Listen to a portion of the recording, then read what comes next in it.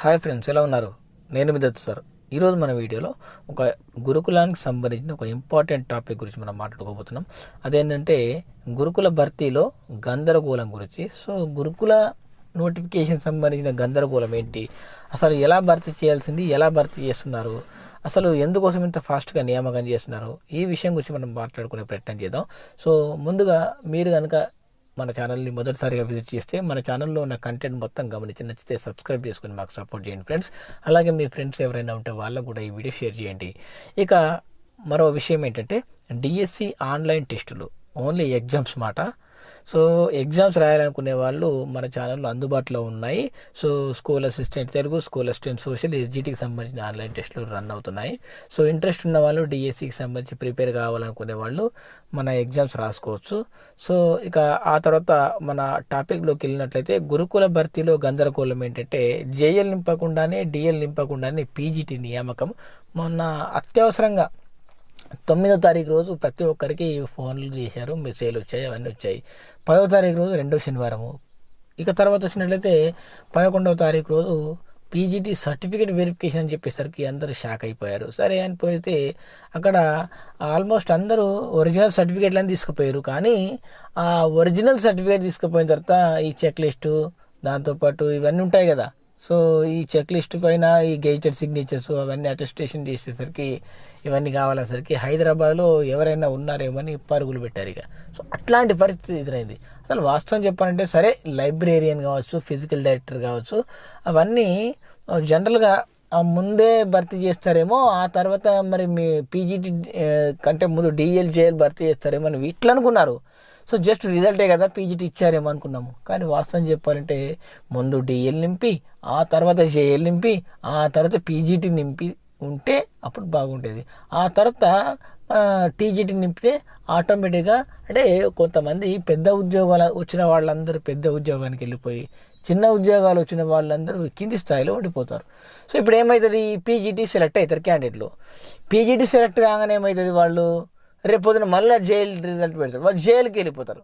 సరే PGT GL same cadre అనుకున్నా, ఇక డిఎల్కి వచ్చేసరికి కొంతమంది డిఎల్లో కూడా సెలెక్ట్ అయిన వాళ్ళు ఉంటారు. ఫర్ ఎగ్జాంపుల్ కొంతమంది క్వాలిఫికేషన్ ఉండి నెట్ సెట్ క్వాలిఫై అయిన వాళ్ళు ఉంటే, అక్కడ కూడా ఉద్యోగం వచ్చిన వాళ్ళు ఉంటే, అప్పుడు ఏం చేస్తారు వాళ్ళు, ముందు ఏదో ఒక ఉద్యోగం కావాలి కాబట్టి ముందు దీంట్లో జాయిన్ అవుతారు.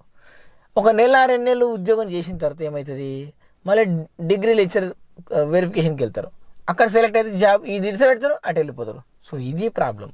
సో ఇది జరగకుండా ఉండడానికి తగిన చర్యలు తీసుకుంటామని గతంలో బోర్డే ఏకంగా నోటిఫికేషన్ ఇచ్చుడే పెద్ద నుంచి చిన్న వరకు నోటిఫికేషన్ ఇచ్చేది. మరి పెద్ద నుంచి చిన్న వరకు నోటిఫికేషన్ ఇచ్చినప్పుడు మరి పెద్ద నుంచి చిన్న వరకు నింపాలి కదా, కానీ నింపట్టేది. సో ఇది అసలైన సమస్య అనమాట. సో ఈ విధంగా మళ్ళీ బ్యాక్ లాగా ఏర్పడే అవకాశం.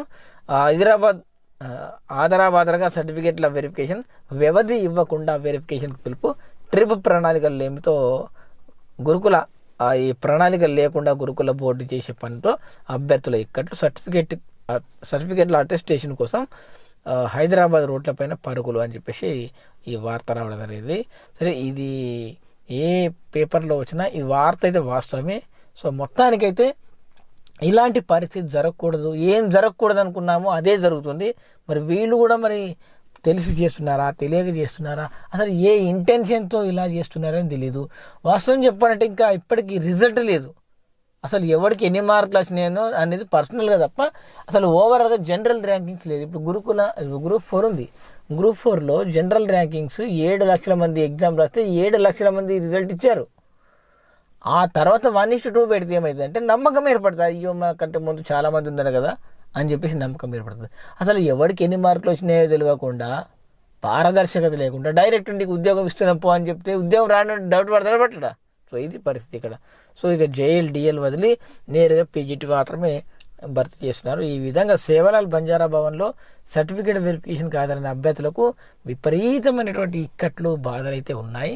సో చాలామంది ఫోన్లు చేసి అయితే చెప్పారు, సార్ ఇదేంటి సార్ అసలు ఏది భర్తీ చేస్తారు, ఏం జరుగుతుందంటే నేను ఏదో చెప్పిన, ఏమో మరి రిజల్ట్ అయితే ఇచ్చారు తప్ప, అంటే 1:2 ఇచ్చారు కానీ మరి జేఎల్ డిఎల్ కూడా ఇస్తారు కావచ్చు రేపో మాపో, ఏం టెన్షన్ పడకండి అని చెప్పినా కానీ పరిస్థితులు ఏమో ఇట్లున్నాయి. ఇంత అత్రమాత్రం చేయడం ఏంది, ఒక వారం టైం తీసుకొని ఇప్పుడు ఇంత ఫాస్ట్గా అర్జెంట్గా పోయేది ఏముంది, ఒక 4 రోజులు ఇంకా ముందు అందరికీ ఉద్యోగాలు వస్తే, ఎక్కువ మందికి న్యాయం జరుగుతుంది, ఎక్కువ మందికి ఉద్యోగాలు వస్తే రేపు పొద్దున స్కూలు మళ్ళీ అకాడమిక్ ఇయర్లో స్టార్ట్ అయ్యేటప్పుడే కదా వీళ్ళంతా పోయేది. అప్పటి వరకు వీళ్ళని హోల్డ్లో పెట్టి ఏం చేసుకుంటారు? సో ఇది పరిస్థితి. మరి దీన్ని ఎట్లా అధిగమిస్తారని తెలీదు. సో ఒక్కో రోజు ముందు మెసేజ్లు అని చెప్పేసి వార్త వచ్చింది. సర్టిఫికేట్ వెరిఫికేషన్ కోసం హాజరు కావాలంటూ అధికారులు ఒక్కో రోజు ముందు అభ్యర్థులకు సందేశాలు పంపడం గందరగోళానికి కారణమైంది. గురుకుల జూనియర్ కాలేజీలు, డిగ్రీ కాలేజీలు, పాఠశాల ఫిజికల్ డైరెక్టర్, లైబ్రేరియన్ పోస్టులకు 9-10 తేదీల్లో సర్టిఫికేట్ వెరిఫికేషన్ చేపట్టగా వారికి 7న సాయంత్రం సందేశాలు పంపారు. అంటే 2-3 రోజుల ముందు పంపించారు. తాజాగా పీజీటీ పోస్టులకు సంబంధించి 9వ తేదీ సాయంత్రం సందేశాలను పంపి 11వ తేదీ ఉదయమే సర్టిఫికేట్ వెరిఫికేషన్కు హాజరు కావాలని ఆదేశించారు. ఒక్కో రోజు కూడా పూర్తిగా సమయం ఇవ్వకుండా, అది కూడా 2వ శనివారం మేఘాల మీద ధృవపత్రాల పరిశీలన చేపట్టడంపై అభ్యర్థులు తీవ్ర స్థాయిలో ఆగ్రహం వ్యక్తం చేస్తున్నారు. విద్యార్హతలు, కులము, నాన్ క్రీమీ లేయర్ తదితర సర్టిఫికేట్లతో పాటు అటెస్టేషన్ ఫారంను 2 సెట్ల జిరాక్స్ తీసుకుని రావాలని కోరింది. చాలామంది అభ్యర్థులు సరైన అవగాహన లేక విద్యార్హతల సర్టిఫికేట్లతోనే వచ్చారు. ఇక్కడికి వచ్చాక అటెస్టేషన్ ఫారంపై గెజిటెడ్ ఆఫీసర్ సంతకం ఉండాలని చెప్పడంతో అభ్యర్థులు పడిన అవస్థలు అన్నీ కావు. అసలే వీకెండ్ శనివారము, 2వ శనివారము, ఇక అప్పుడు ఆ తర్వాత ఆదివారం రోజు ఏం చేస్తారు? సండే రోజు ఏ ఆఫీస్ ఓపెన్ ఉంటుంది, ఏ డాక్టర్ వీళ్ళకి సంతకాలు పెడతాడు, ఏ గవర్నమెంట్ ఆఫీసర్ వీళ్ళకి సంతకాలు పెడతాడు? గెజిటెడ్ సిగ్నేచర్ కావడానికి ఖచ్చితంగా వర్కింగ్ డే ఉంటేనే, ఒక రోజు పోతే ఎవరో జూనియర్ లెక్చర్లో, డాక్టర్లో, ఇంకెవరో గెజిటెడ్ హెడ్ మాస్టర్లో ఎవరో దొరుకుతారులే. సండే రోజు వాళ్ళు ఎటంటే పోతారు. అట్లాంటి పరిస్థితి అయింది. సో వాస్తవం చెప్పండి, ఇలాంటి పరిస్థితి జరగకూడదు. సో ఇకనైనా ఈ బోర్డు అధికారులు మేలుకొని డిఎల్, జేఎల్, పీజీటీ, టీజీటీ పెద్ద నుంచి చిన్న వరకు ఇట్లా భర్తీ చేస్తారని చెప్పేసి ఆశిస్తున్నాం. సరే, ఏమైనా అందరికి న్యాయం జరగాలని కోరుకుంటున్నాం. సో లేదంటే మళ్ళీ దీంట్లో పారదర్శకత లోపిస్తే మాత్రం డెఫినెట్గా విమర్శలు వస్తాయి.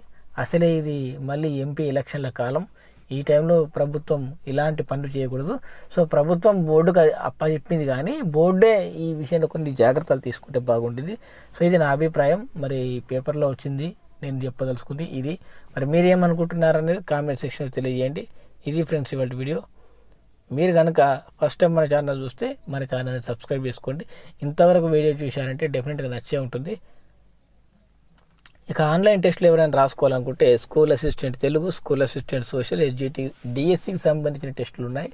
రాసుకోవాలనుకునే వాళ్ళు వాట్సాప్ గ్రూప్ లింక్ ఉంది. సో కామెంట్ బాక్స్లో లింక్ ఉంది, మీరు అక్కడ నుంచి వాట్సాప్ గ్రూప్లో జాయిన్ అవ్వండి. సో ఇది ఫ్రెండ్స్ ఇవాళ video. Thanks for watching. Bye.